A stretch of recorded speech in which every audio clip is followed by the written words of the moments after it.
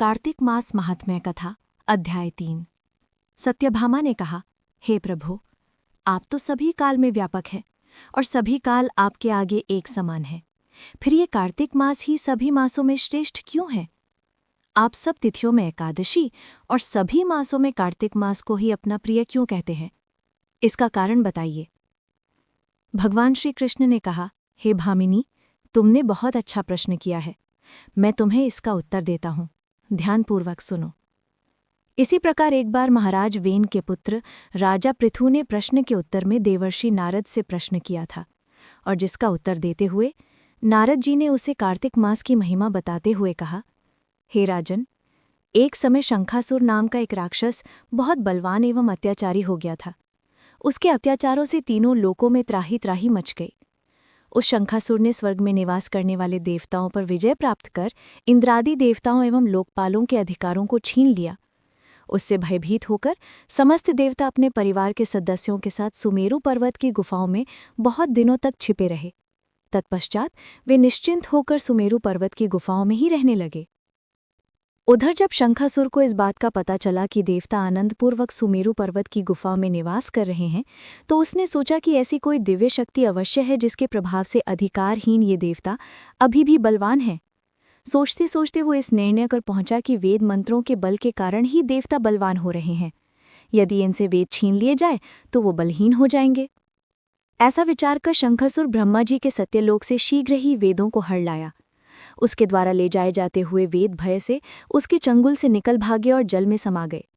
शंखासुर ने वेद मंत्रों तथा बीज मंत्रों को ढूंढते हुए सागर में प्रवेश किया, परंतु ना तो उसको वेद मंत्र मिले और ना ही बीज मंत्र।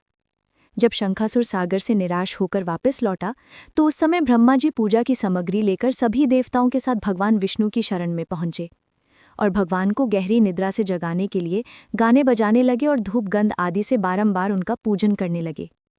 धूप दीप नैवेद्य आदि अर्पित किए जाने पर भगवान की निद्रा टूटी और वो देवताओं सहित ब्रह्मा जी को अपना पूजन करते हुए देखकर बहुत प्रसन्न हुए तथा कहने लगे, मैं आप लोगों की इस कीर्तन एवं मंगलाचरण से बहुत प्रसन्न हूँ। आप लोग अपना अभीष्ट वरदान मांगिए, मैं अवश्य प्रदान करूँगा।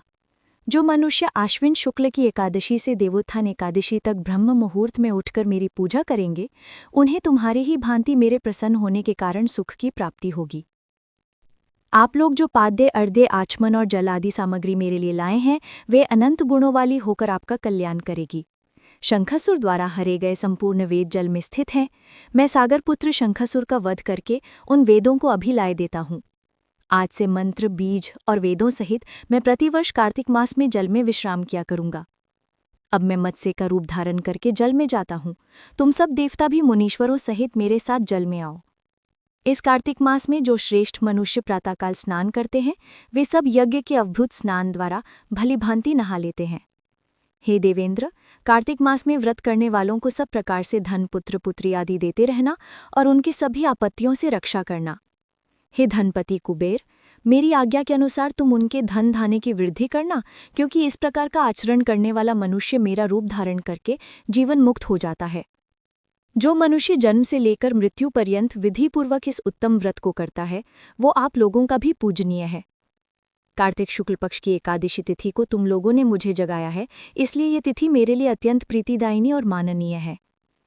हे देवताओं, ये दोनों व्रत नियमपूर्वक करने से मनुष्य मेरा सानिध्य प्राप्त कर लेते हैं। इन व्रतों को करने से जो फल मिलता है, वो अन्य किसी व्रत से नहीं मिलता। अतः प्रत्येक मनुष्य को सुखी और निरोग रहने के लिए कार्तिक महात्म्य और एकादशी की कथा सुनते हुए उपर्युक्त नियमों का पालन करना चाहिए। धन्यवाद। अगर आपको ये कथा भावपूर्ण लगी हो तो कृपया इसे शेयर करें और हमारे चैनल ऋतु की कहानियाँ को सब्सक्राइब करना ना भूलें। कार्तिक मास की अन्य कथाओं के लिए जुड़े रहिए। जय श्री कृष्ण।